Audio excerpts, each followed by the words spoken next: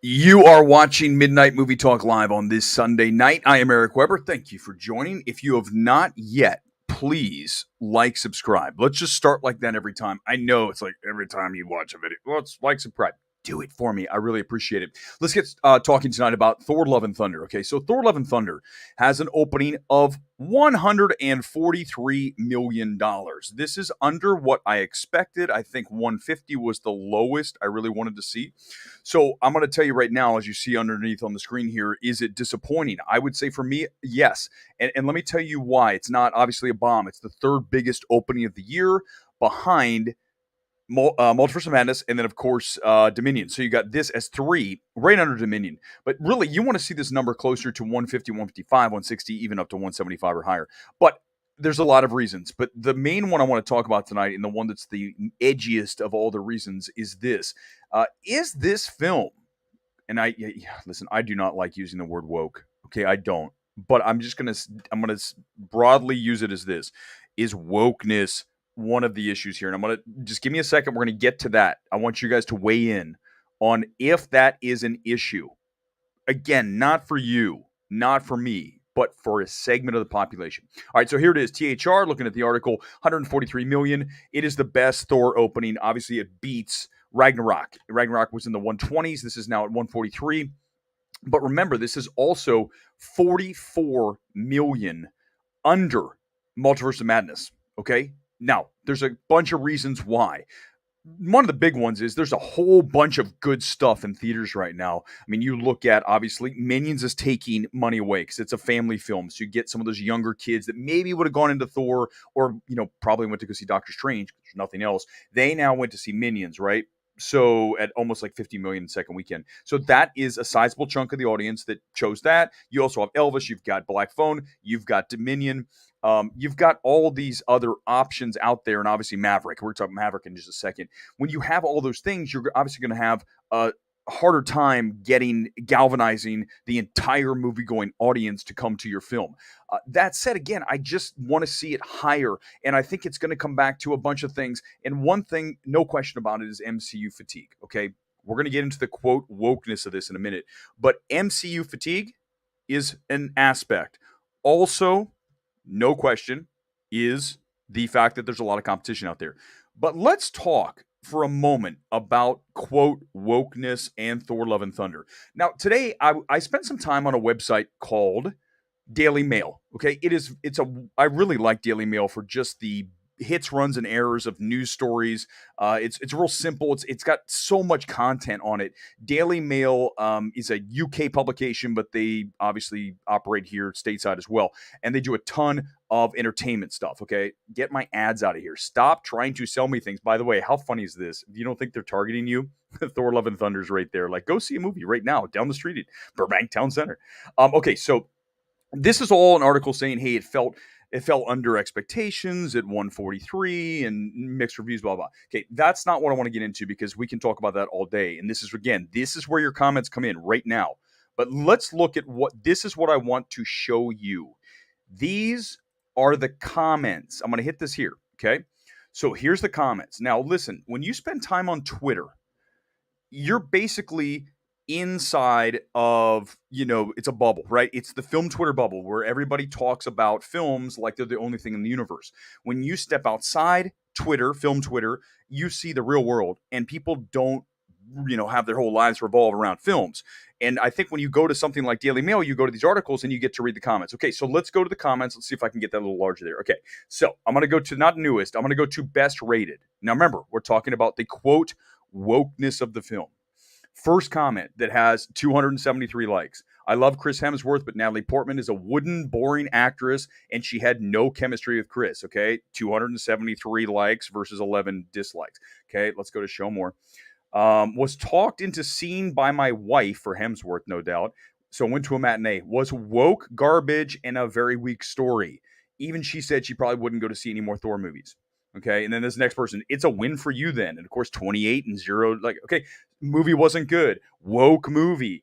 Let's keep going. Hold on. Let's see. Couldn't pay me to watch a movie with Portman is mostly to blame because, again, the politics. Okay, so as you guys know, there are a lot of people in this country who have an issue with the politics of Hollywood. Okay, so here's what I'm saying is it is an aspect of why this film is not quite at the heights that I really want to see it at and why it didn't hit Doctor Strange. That's not the only reason. But when we paint this picture of what happens, we look under the hood at a film and what it did and what it didn't do when it opens, and then, of course, over the subsequent weekends, you have to get a full picture of what's happening. And one of the aspects is, just like we saw with Lightyear, there's a segment of our country and, well, you say the world, but obviously here in America, certainly, that do not like some of the politics that Disney's putting out there.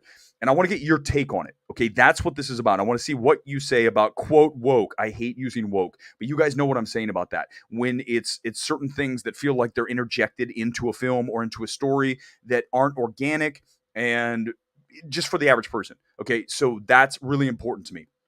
Now, we're going to get to that in 1 second, but I do want to mention this. And then also want to know from you, is this a disappointing number for you? When you look at this 143 million, is this where you thought it would be? Again, I had it higher.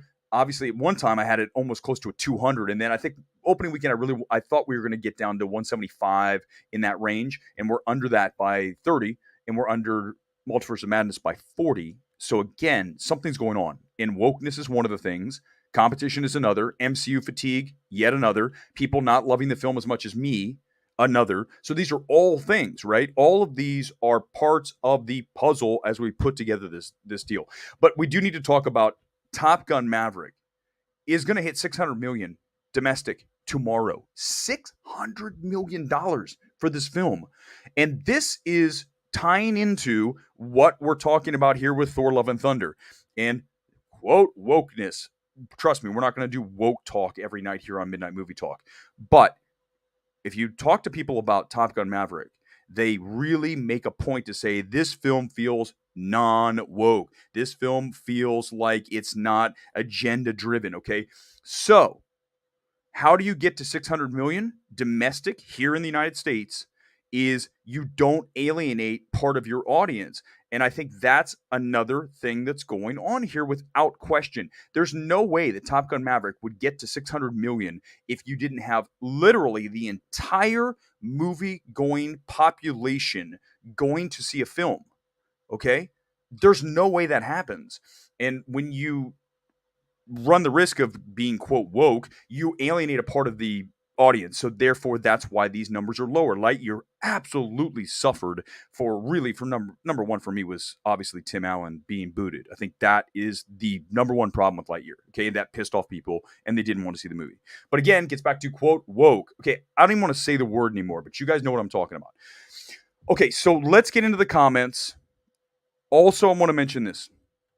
Tonight's kit, Arsenal from the UK, from London.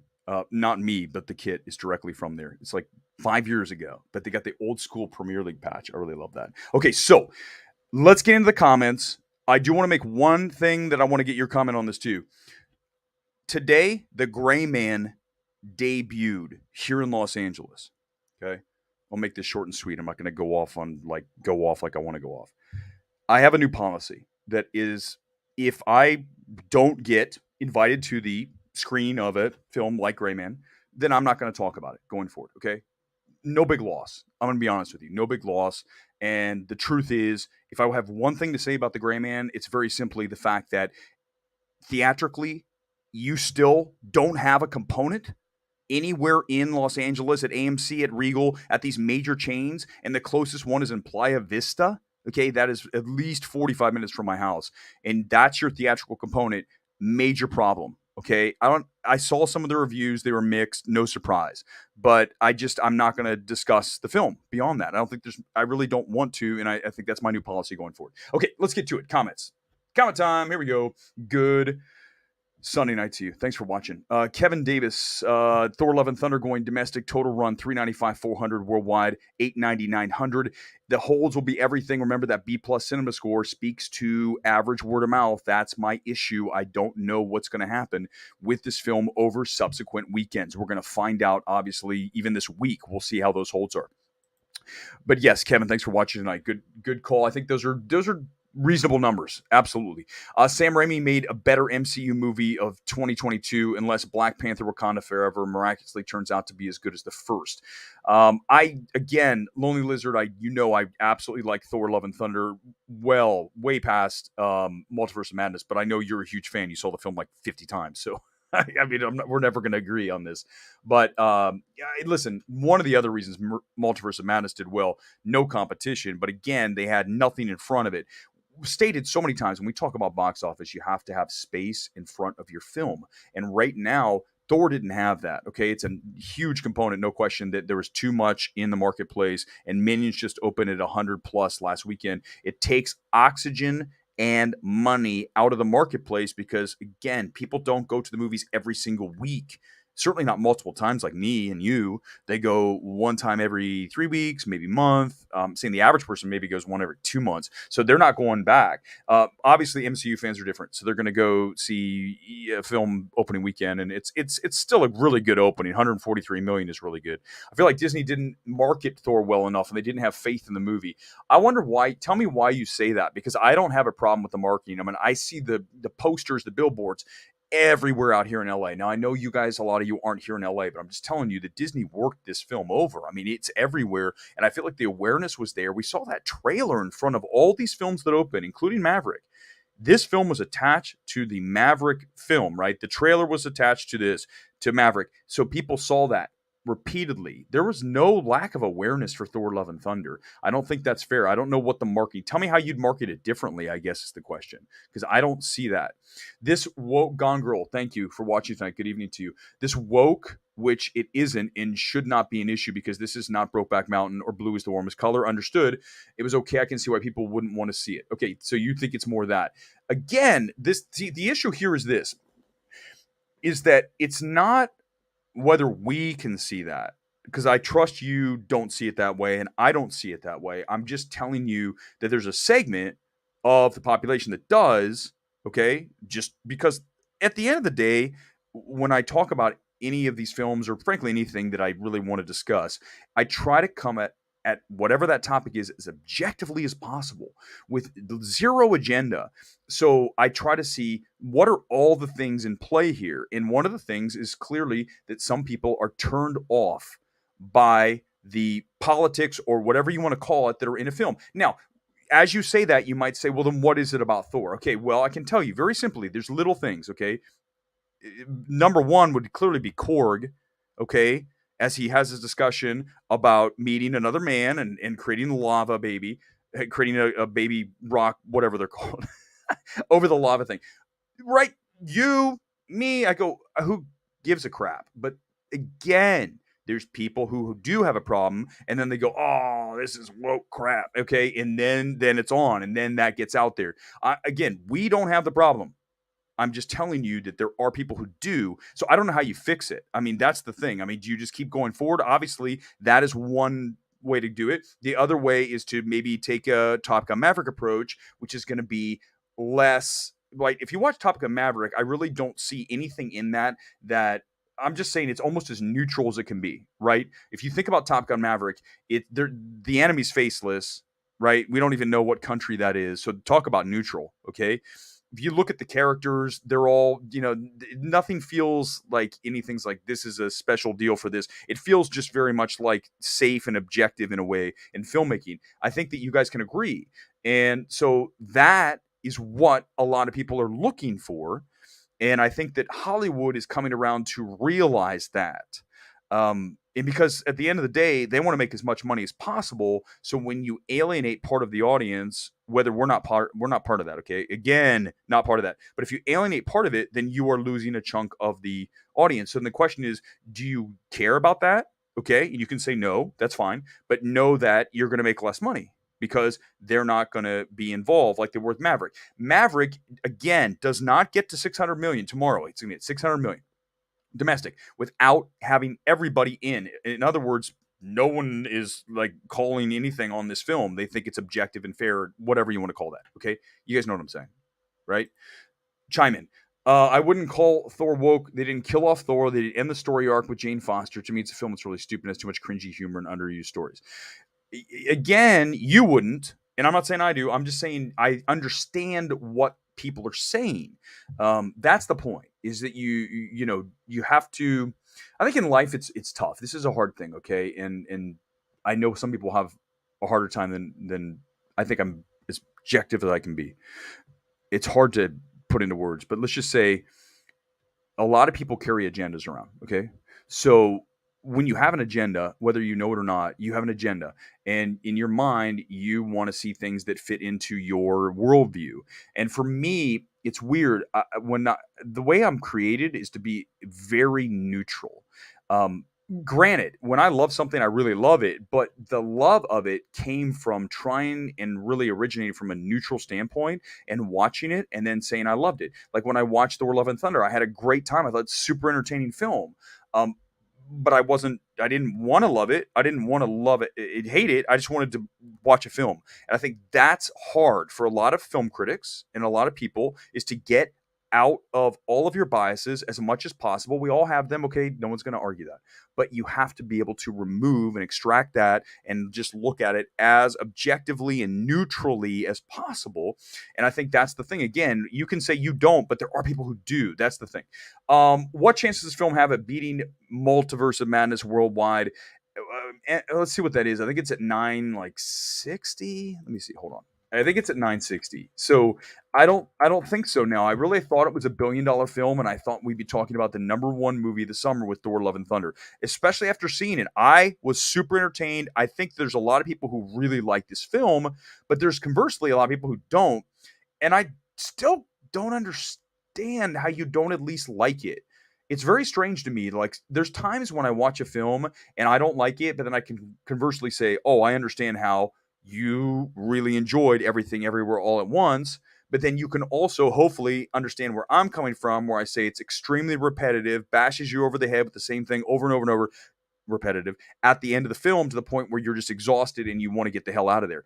So that's my point. You have yours, but you at least can understand how we're there. When I watch Thor, I say, like, what do you really not like about this film? I mean, again, the Anya time thing, that whole montage, and slight break and then break it into Welcome to the Jungle. That is really strong filmmaking. I'm telling you, man, the way that thing moves, the comedy, the narration, everything about that's great. Now, I'm not saying the entire film is that way, but there are really the elements of Thor: Love and Thunder that are good or great or exceptional are much much higher than Multiverse of Madness. Like, there's not, guys, legit, there's no comparison between the high points of Thor: Love and Thunder and the high points of Multiverse of Madness.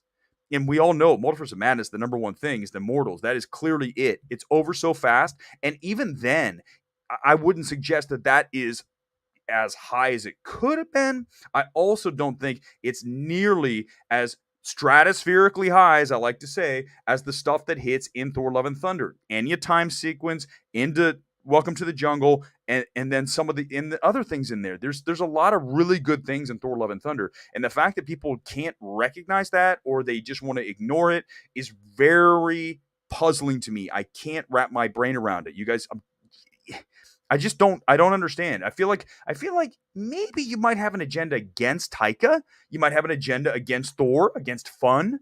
I mean, okay, if you don't like fun movies and you're like a really serious person and you want to say, then you probably aren't going to have fun watching Thor: Love and Thunder. So I think that comes into it. Our personalities. There's no question about that. And there's a movie for every mood that you have. And if you're not in the right place for Thor: Love and Thunder and want to have a fun night, okay, entertaining with just fast-paced 2-hour entertaining film, summer blockbuster, easily digested, Thor: Love and Thunder's that. So if you're coming from a space wanting to have some deep philosophical dark drama, really the hard dark stuff, and I admit Taika does gloss over cancer. I wouldn't say it's horrific, but it's a little bit. But if you're looking for that, you're not going to get that here. But I don't understand why you have to want that out of every MCU film. I guess it's like, we know that Taika makes these fluffy, fun, entertaining Marvel films, and I feel like he's getting hammered for that. It's like, what you're getting into. I personally like that. If you don't, then that's maybe a personal bias. And again, try to remove yourself, get those biases out of there as much as you can. We'll not know if the disappointment or not until next weekend to see what the percentage drop is. Well, Leah, good evening to you, first of all. And second of all, agreed. But again, the B plus cinema score doesn't show me really strong things. I pull up, let's do it one more time. Let's roll through the, hold on. Let's roll through the comments. I got Box Office Mojo up now. Give me 1 second. I'm going to roll through the comments again from Daily Mail, and Daily Mail is not good. I lost it. Okay, I'll try to get it back up. But again, when Daily Mail, when they start talking about people saying this film's woke, this and that, I'm like, I laugh, but it's like they're people that feel that way because it has a ton of likes. So not us, but people out there. You're reading comments on a website. First of all, Aaliyah, yes, I know. I understand that. I get it. But then our comments on Twitter real? That's what I'm saying. Like, where do we start to say the comments are real or not real? I agree, but a lot of times, come on, let's be honest. Like, when you go to the comments on sometimes, they're usually dead on. Like, I'm sure there's comments on my channel like this guy, blah blah blah. Like, okay, yeah, you're probably right, but there's usually a shred of truth. And I feel like there's enough people that are liking these not tweets, the comments on Daily Mail that say, this film was woke, blah, blah, blah. And again, I hate using the word woke, legit. I just do not like using it. But I'm just saying that, the broad brush term of this is an agenda driven film. Okay, here it is. Let's go through okay, I know we're doing the comments again. Here we go. Okay, give me a second. It's got a million ads on here. You guys can tell I shop for sneakers. It knows me. Okay, let's go to the comments. 1 second. Here we go. Okay, so comments. Let's go to best rated. Again, these are best rated. We already went through a few of these. Let's go down and let's read some more. The movie wasn't good. Look at that. 194 positive and 5 negative. Okay. Woke movie, 185, 15. I'm saying positive then negative. Okay. Couldn't pay me to watch Portman. Portman's to blame. Blah, blah, blah. Portman's a terrible selection for the role. I don't know. I don't agree with that. But again, these are people. I mean, now granted, this could be manufactured, but I'm just telling you some of this stuff, trash, enough with the comic book superhero crap. Okay, let's just focus on that right there. Let me zoom in. Okay, so let's just talk about this right now. Okay, do you see that comment? Trash, enough with the comic book superhero crap. Okay, here's the thing is that a lot of people are kind of burnt out on CBMs. And I think that's another, clearly we talked about that MCU fatigue. That's what's going on. A lot of people do believe whatever this, Peyton 98 from Kansas City, by the way, middle of the country. So there you go. There's the red state comment. Trash, enough with the comic book superhero crap. There's a lot of people who feel like I want to see something different. Okay. It's kind of sad seeing fully grown adults wet themselves in excitement every time another one of these boring superhero films come out. But there are people who do believe that. It's like, no, we just enjoy them. What the hell's your problem? But I just think it's funny to read the comments, but you're right. But I love to read them to find out what's out there. I tell you guys this all the time. Be curious. Ask questions. Be your own critic about everything, not just films, but everything in life. Say, is that really the truth? Let me look at different people reporting different things and then figure it out. Don't listen to one thing as gospel. I don't care who it is, even me. Yeah, like you do. But if you do, listen to other people.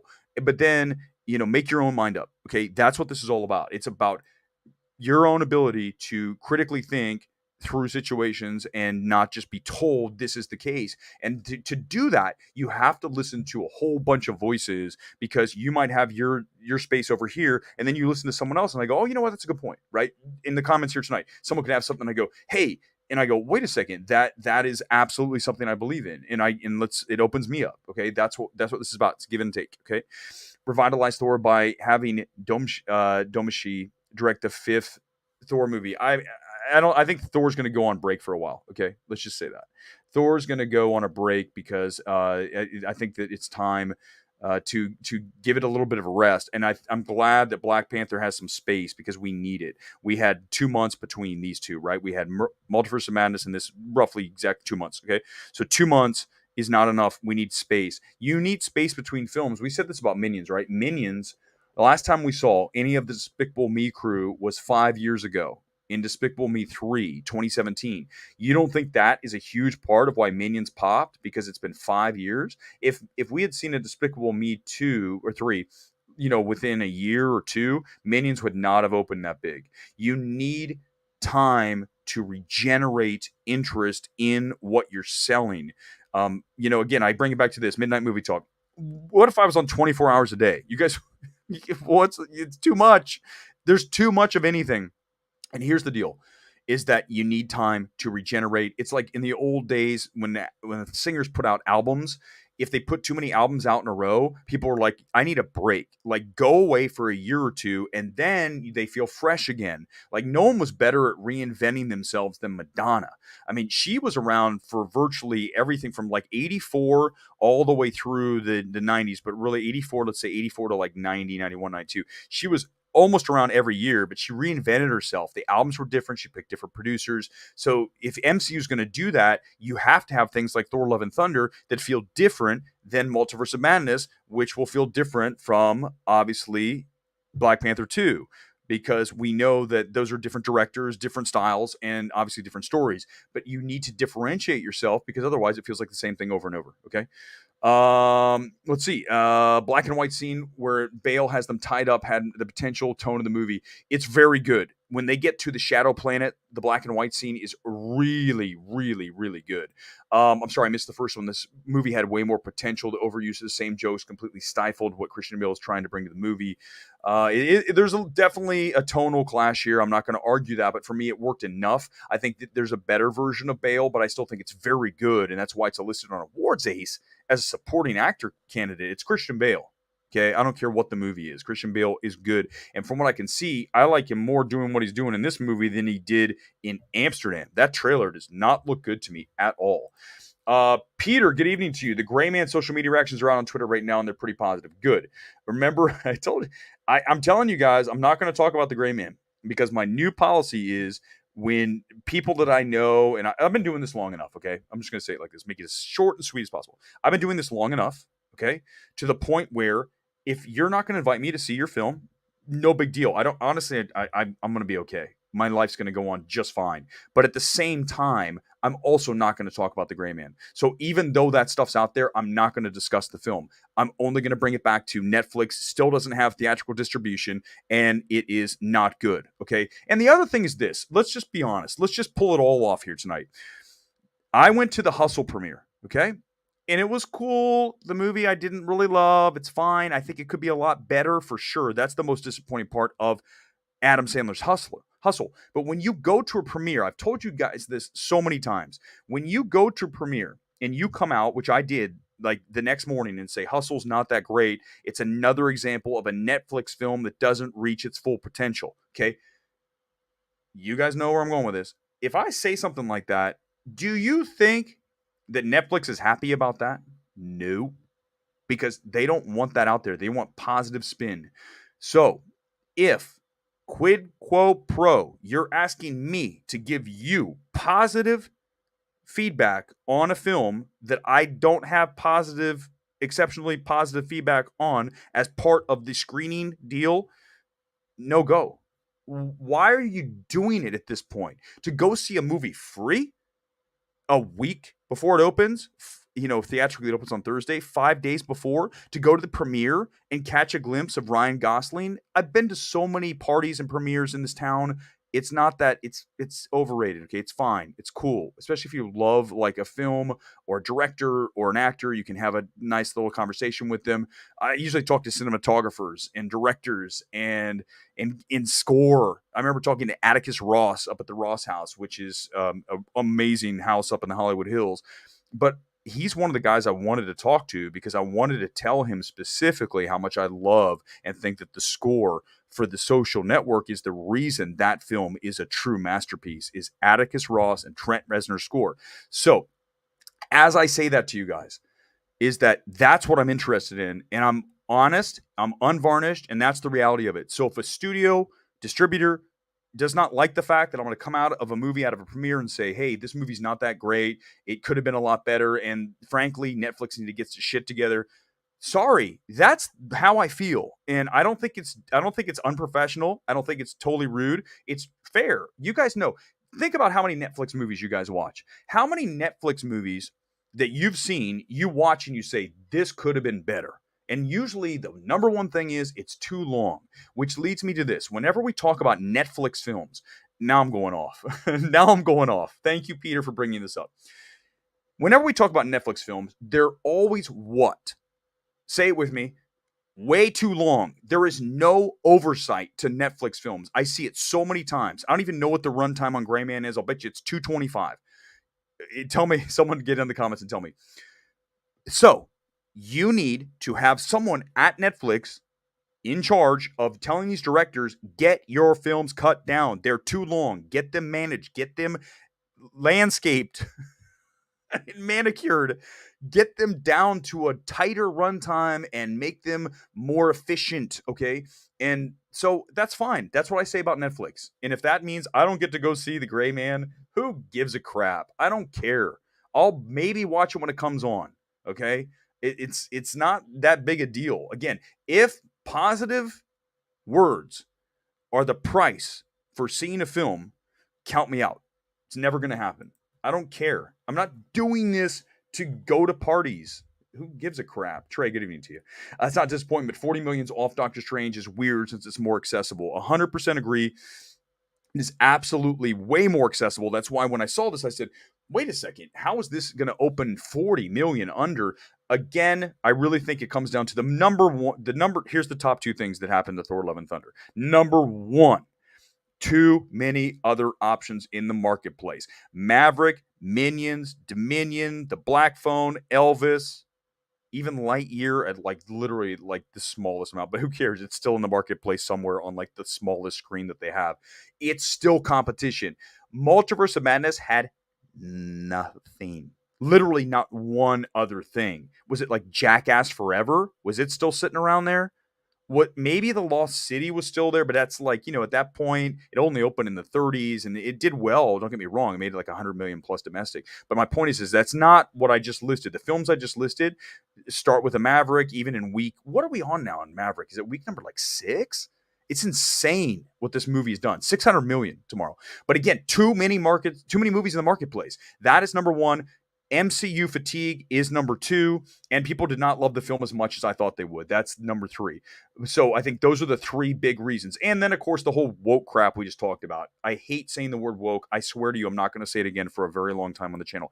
That's it. If you say it in the comments, I'm not saying it. Eric, why is Bale not in the movie as much as he should be? Are there scenes of Bale slaying multiple gods? I feel like that was really tight, right? They crunched that up and they made it just like, hey, let's look really fast, like a hits, runs, and errors, a montage of he killed these guys. Yeah, I think that maybe would have added a little bit. But again, it goes back to director cut. And I think you guys saw what Taiki said. He said director cuts usually aren't better. And I kind of agree with him. I know. Oh my God, you agree with what Taika said. I've only just told you guys that less is more like so many times. The whole film courage video that's going around right now is me saying less is more. Can you guys please try to remember that when you're cutting your film? But again, a lot of these directors can't get out of their own way. They just see the film and they're just like, oh my God. Watching The Forgiven with Eric and his friends in the theater. Thank you for joining us, by the way. That was an experience. I bet everyone was there to watch the film. You hated you guys. They were all, yeah, because we, at the beginning of the film, we all stood up and we all applauded and said, here we go. We're so excited to watch this film. And the people that were there were like, it was like, like a flash mob. People were like, what the hell is happening in this theater, this movie, The Forgiven? Thank you for coming. That was super awesome. I want to do so many more of those. I really liked Love and Thunder allegory at the end with Gore's daughter and Thor. 100%. Excellent writing. But again, it felt not as strong as it could have been. I would agree. I don't know if the emotions were quite where I wanted, but it was good enough, and again, entertaining overall is my thought of the film. That's how I really viewed the thing. Progressive loved Top Gun Maverick for several reasons, and I agree with Scott Mendelson. It failed. If it failed, conservatives would say it's woke because of diversity seen in the pilots. I hope that's not where we're at, because Aaliyah, if we're at that point where it's like it's woke to see diversity in the pilots, we're going to major problem. Okay, we are in a serious, really bad space. I think it's beyond that, which I can't even imagine like looking at and saying that's like insane. There's really not a whole lot. I'm just saying, I think a lot of people will tell you that it feels as objective as possible, again, even with the enemy. But I don't know. It's so hard to say. There's so many things going on, but I know that there's a lot of people who certainly feel one way and other people feel the other. This whole country is divisive as hell. I mean, we all have opinions. I try to be as, again, neutral as possible. That's why I was born a Libra. Because I'm not even kidding you. I'm not even like a huge star sign guy, but being born a Libra I swear to God, my whole life has been about scales. It feels like it's always balancing things, right? A balance of this and that. It's not going too far in one direction, out in the other. And I think that that is where, in obviously being very open, honest, and truthful about everything that I say. That's why I think some studios don't enjoy the Eric Weber experience because I could wait a second, that was unvarnished. What do you want? I mean, what are we doing this for? I don't understand why you wouldn't be that way, especially if you believe it. Universal Pictures Nope box office debut prediction 25 to 30 million.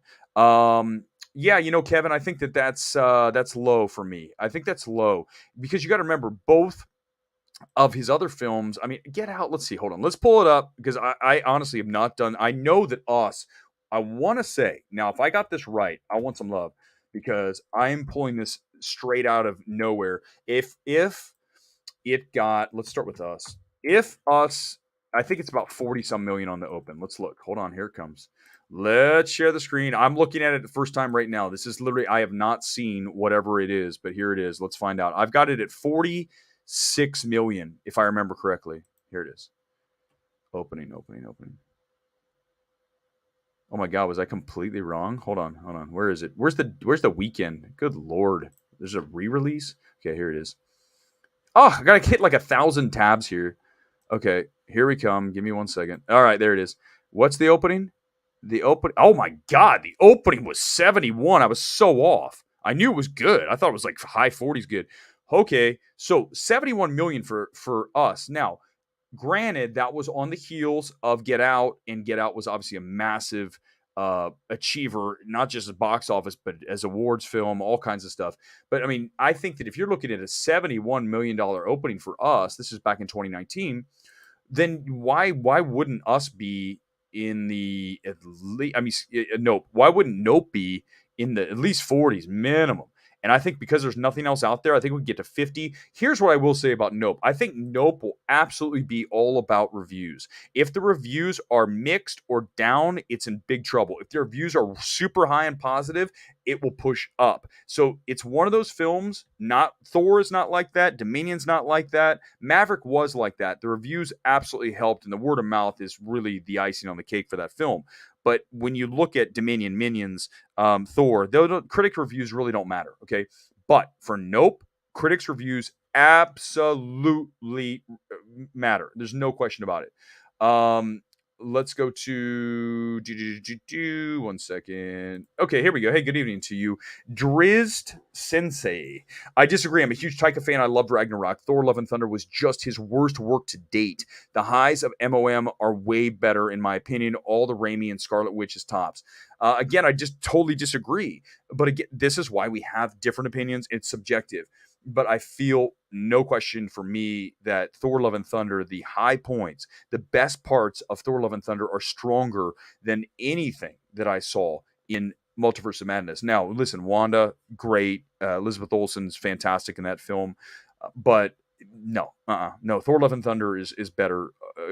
Absolutely. Vault of the Future. Good evening again. Thor: Love and Thunder was fun, but kind of forgettable. Yeah, I mean it is, but there's nothing wrong with that, is there? That's the problem. I think some people want this like earth-shaking drama that sticks with you for the eternity.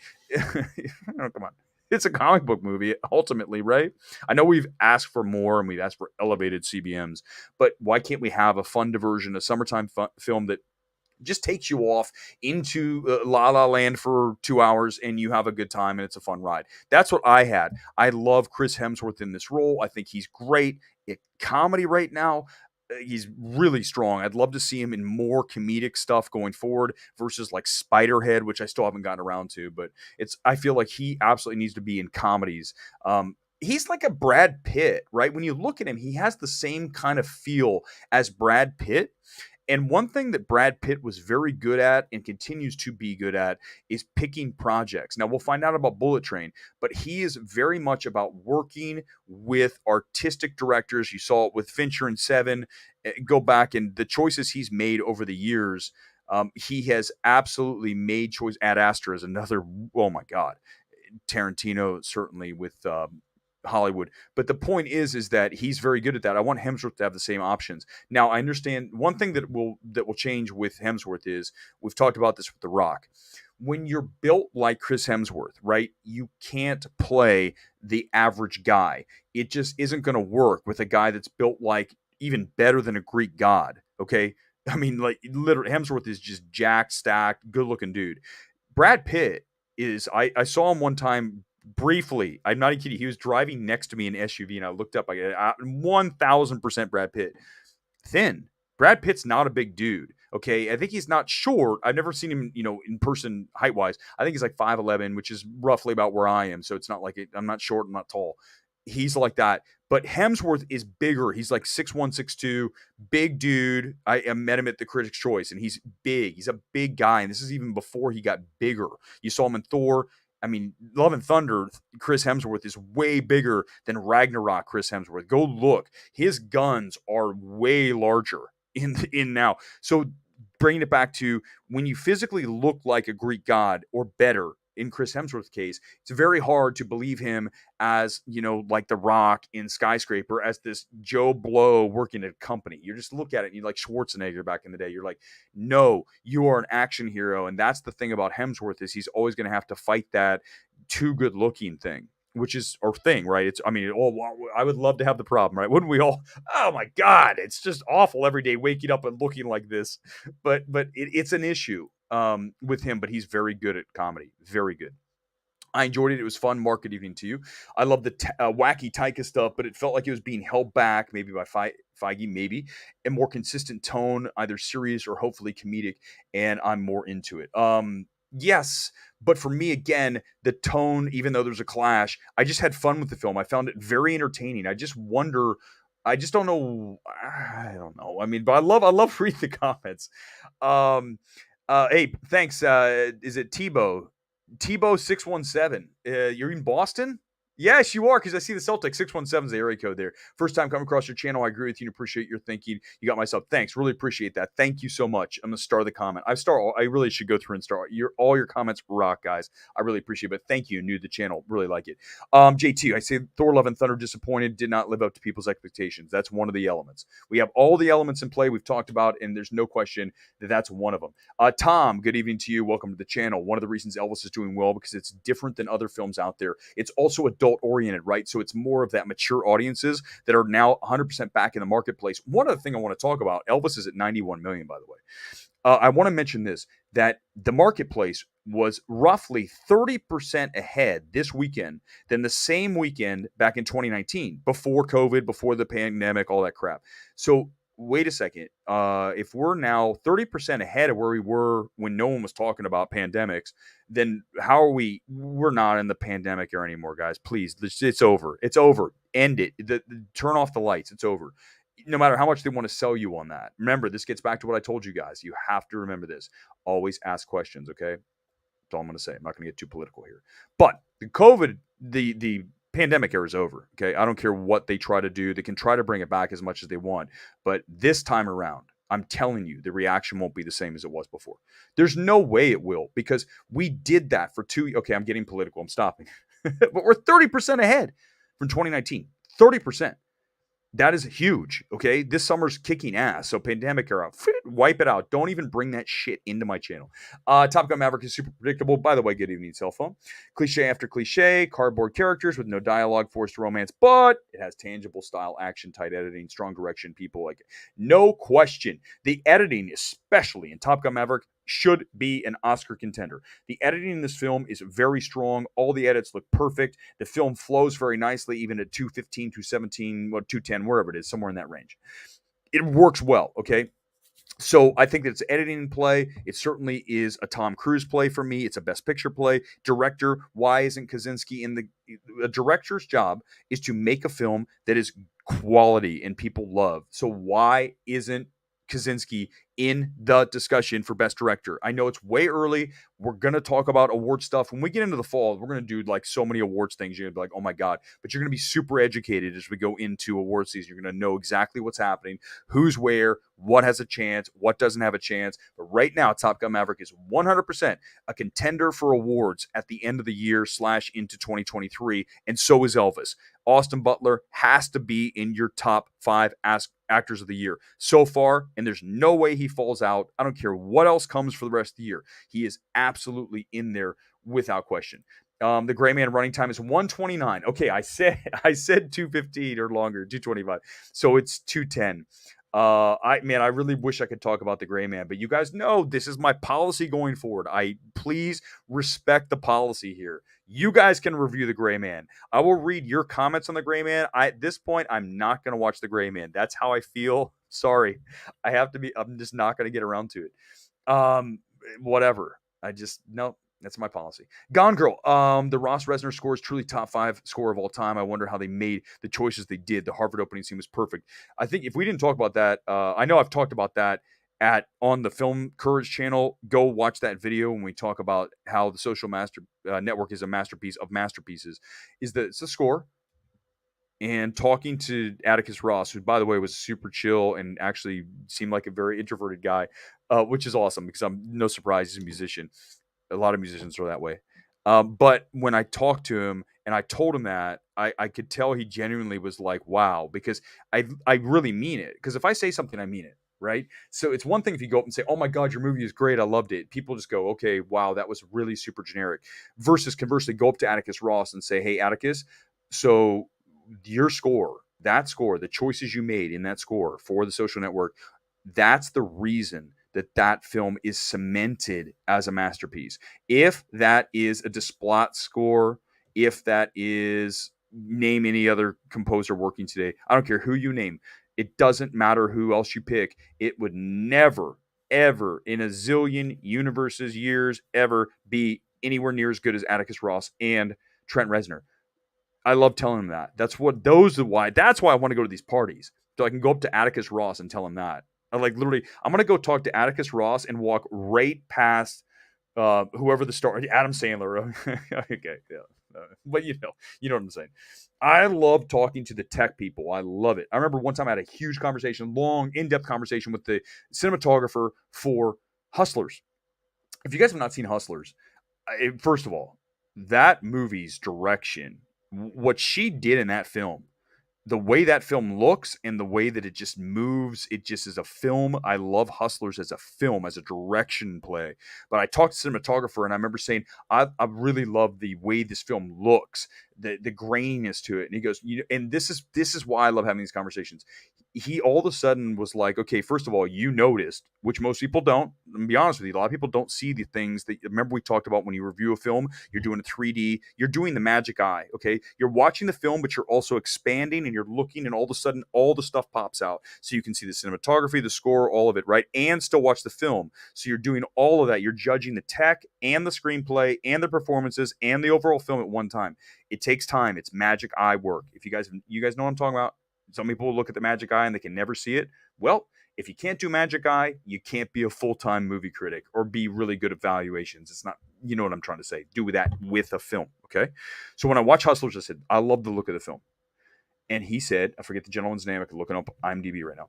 He goes, yeah, what we did is we actually went and we dirtied up the lenses and we made them grainy with the lenses, with what they put in front of the lens to give it that look. And I go, oh my God, like that's what I want to hear. This is the filmmaking that I love. It's little things like that that make films what they are. Again, Good Time. If Good Time is not shot on 35 millimeter, it's not nearly as good. I don't even care if the movie's exactly the same shot for shot. There's something about film and the way that film moves, looks, with the graininess and the use of, you can always tell the 16 millimeter, 35, you can always tell the film versus the high def. It always makes a difference. And I think Good Time is another one of those films, but Hustlers is one of those too. And I loved having that conversation. So that's where my head's at. Okay. That's where my head's at when I talk about these stuff. It's all about the tech and the nerd stuff. The screenplay is obviously important, but I love direction with artistic vision. Marvel 227, hey, good evening to you as well. Thor was great on a rewatch. I liked it more the second time. I saw it twice. I agree with you very much. I enjoyed it just as much the second time. Thor 5 will take many years before we get it. They need to take a break. Give me a break from Thor just for a little bit. MCU in general, I need months away. Let's not talk about MCUs after tonight. Good luck. Simone, good evening to you. Libras tonight. I didn't know you're a Libra, so now you know, both of us. We are both, that's what makes you good at evaluating films too. We are, the Libras, the scales, so that's, we always have to be balanced. Nick, good evening to you. Did you know Glenn Powell's another pilot film called Devotion with Jonathan Majors later this year? Match scenario with both Cruise and Powell get Oscars noms for separate films, both pilot based. Yeah, the thing is though, I saw Devotion. I'm not sure I love the trailer as much, Nick, but I did see him and it looks like he's almost playing like the same kind of character. That's going to be the challenge for Glenn Powell going forward. He's a very good looking kid. Okay. And again, when you are looking like that, you're typecast that way, like we talked about with Hemsworth. So Glenn Powell needs to make sure he challenges himself to go do a role that makes him not as attractive. I know they're going to want you to do the attractive role, but try to work with a Safdie brothers. Try to work with a Rose Glass. I'm just throwing out like young, directors that I love and I would go work with in a second. Go work with somebody who's got true artistic panache and go do that. And I think that that's one of the things Glenn Powell needs to do. And Brad Pitt did as well. He was very good at that. But Glenn Powell is such a good looking dude. I mean, he's just like, he's dreamy. He's a dreamy guy. So is Austin Butler. Sorry, he just is. He's a dreamy dude. Good evening, Dolce. I'll just say that. It would be bad for AFC if you were to give a not so good review on a movie, though. You love AMC Dolby and pimp their A-list and even say it'd be like to be sponsored with it. Okay, here's the deal. If I have a sponsor, I don't care who the sponsor is, they need to know that I will have issues with, maybe at some point have an issue with something that is AMC related. And that just goes with it because I can't, and I won't. I don't know what it is. It's who I am. I cannot cash a check if I don't believe in it. That's just fundamentally who I am. So if you ask me, hey, Eric, say this is great because we're going to pay you money, I would say, let me check out the product and I will tell you if I think it's good, and then I will rave about it. But that's where your value in your words really comes from, that you know that if I'm saying something's great or good or something I love, you know that it's real. There's no fakeness to it. And I think that there's too many people in this world that aren't genuine and don't know how to be like that. You're better off being as unvarnished and real and true as you are as a person than you are trying to be someone that you're not, trying to do something else. Be you, and that's the best you can be. There's no one else like you. God, that's so bad. What was that movie? There's no one else like, it's like that line is bad, but it's true. I mean, you guys know at the core what I'm saying here is that that's who I am. Okay, that's never going to change, never, and that's just the reality of it. So yeah, so if I ever get sponsored by AMC Dolce, I will tell you this, that I will let them know that I might hammer you guys at some point. All right, 8-minute warning. We're done in 8 minutes here, 1 hour here, Midnight Movie Talk on this Sunday. Smash, hammer. It's still Thor weekend. Hammer the like button for me. Thank you guys for being here. We'll be back on Tuesday, by the way. We're not going to talk about the Gray Man. Go back and watch what I said. We're not talking about the Gray Man. It's not happening. Dolce, at the same time you're talking about traffic from them, since people don't go see the movie because of the bad reviews, how would you dance around that? Okay, so I wouldn't. If I was sponsored by AMC, I would just say, hey, I still have the AMC bug. I say they're great, I love them, but these films aren't good. I can't do it. So I would probably not have to have a sponsor. I know that sounds like crazy. You guys are like, my God, he's nuts. No, why? I don't understand what other world to be in. It just doesn't make sense to me. Daniel, good evening to you. Here in Brazil, Nope debuts August 25th, so that's late. We get it at the end of July. Universal and Warner are distributing their films together. Okay, Black Film premieres this week. Well, that's unfortunate you guys get the movies late. That means you have to stay away from like Twitter and all the spoilers and stuff. Remember this, on Midnight Movie Talk, one thing we never do, I avoid spoilers. That is number one. 7 minutes on the clock. 7 minutes. I should put a rundown, a clock thing. I need to figure out how to do this on StreamYard. Nope, probably going to make 30 to 40 million next weekend. It's not next weekend. It's 2 weeks. Nope is not this coming Friday. You're saying if you're saying 2 weekends from now, you're right. Oxt weekend, as someone tried to get past a few years ago. OXT. That means 2 weekends. Like not this weekend, but the next weekend. Hey, Jennifer, good evening to you. Hope you're having a great weekend. Yes, I had a wonderful weekend. Thank you for asking. I hope you did as well. Got down to the beach this weekend and spent time with my daughter. That was super awesome. So, yeah, it was great. This is just wonderful spending the night with you guys as we get ready to wrap this thing here in 5 minutes. I wonder if Thor will make more than Elvis at the box office.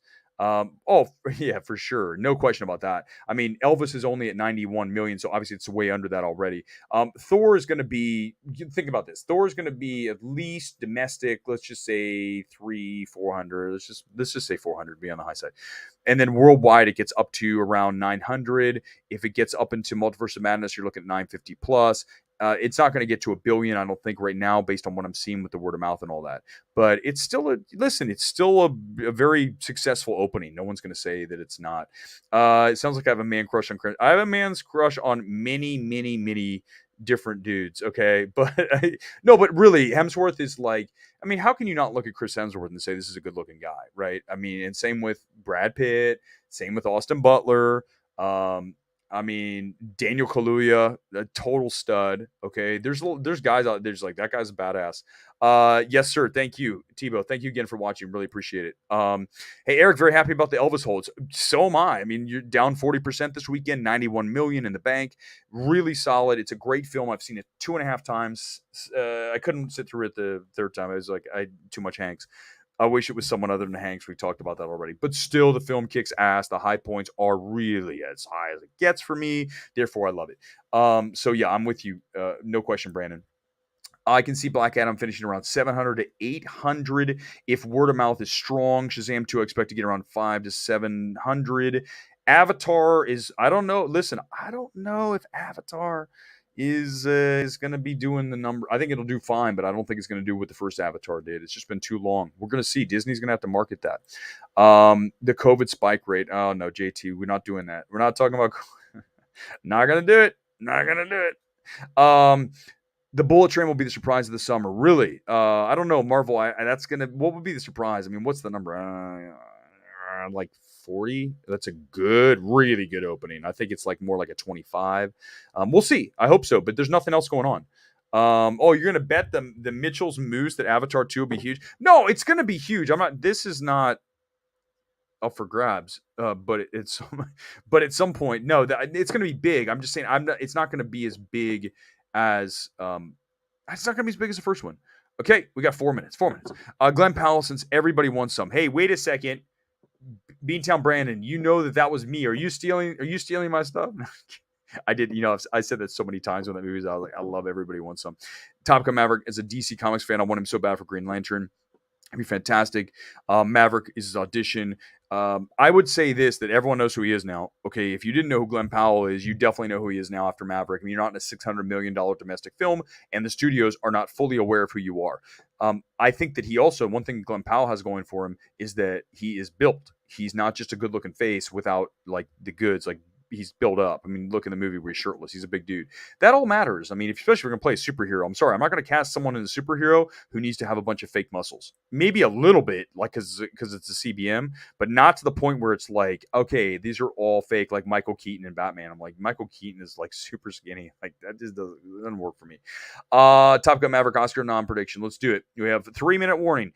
Best Picture, Cruise, 25% chance. I would say that's fair. A song, sound, editing, and cinematography, yes, all those things are absolutely rate and play. Best Picture is pretty much a lock at this point. I absolutely believe that. Cruise is 25%. I think that's fair. And then sound should be. Song is, I'd say it's a lock to win. I think Lady Gaga wins. I said that when I first saw it. Editing, yes, and then cinematography, I agree. All those are good, Nick. All of those work for me. And we're going to do so much awards talk. We're almost there. We're halfway through the year. We're going to get there, and then we'll be like, okay, stop talking about awards, Eric. Thor: Love and Thunder, the best MCU movie in Phase 4, no question. Oh, you even have it above No Way Home. The editing's the tightest. I agree with that 100%. Profound themes and integrated with comedy, great acting. Only reason MCU fatigue. Agreed with everything you just said there, cell phone. Great comment. Bullet Train marketing campaign kicking up, and they were doing it during the NBA Finals, so it was absolutely like crazy. So they already are on it. Sony is. They haven't had a movie for a while, so like, let's spend some money. Hustlers was put together really well. No question that Lorraine kicked ass directing that film. I would love to see her doing a CBM like for DC. In fact, I think I asked her that question. That was like a few years ago now, but I really was like, you need to work with them. Disney will be number one grosser regardless. They have Avatar 2. Yes, China wants it good. That's huge. Cameron is Cameron. No question about it. Who's the Adam Aaron getting rid of? Yes, we do. Let's discuss that on Tuesday. Well, that's thrilling. Let's talk about that for the whole hour. No, the AMC, get rid of Kidman's got to go now. Kidman absolutely has to go, or at least get her down to a 15-second spot. Stop giving me that minute long. She watches all the films, Jurassic Park, La La Land, Creed. What's the other one? There's another one. Oh, Wonder Woman. There's one more I'm forgetting. Stop showing me all the movies she's watching or recut it so she's watching different movies. My God, how hard is it to throw a different film in there? I mean, literally anything. Have her watching Texas Chainsaw Massacre, uh, The Human Centipede, just to make people laugh. You know, if it's a horror film, have her watching horror films. If it's a family film, have her watching all animated films. If it's an adult drama, you get what I'm saying, okay? All right, last comment of the night, and then we're going to wrap it here on this Sunday. Again, guys, thank you for being out there. We're back here on Tuesday. Tuesday here on Midnight Movie Talk. The only film that beats Top Gun this year at the box office is Avatar. Kevin, I say no to that. I say no chance. I think that Avatar will do fine. It will do good numbers, but again, it's been 12 plus years since we had the original Avatar. Let's talk about that on Tuesday, along with the top 25 superhero movies of all time. Rolling Stone has a new article. I want to get into that because their rankings are nuts, like so far off. So let's talk about that on Tuesday. No Gray Man discussion. Don't even bring it in here. I don't want to talk about the film. I'm done with it. Guys, appreciate it. Thanks for watching. We'll see you back here on Tuesday night. Good night.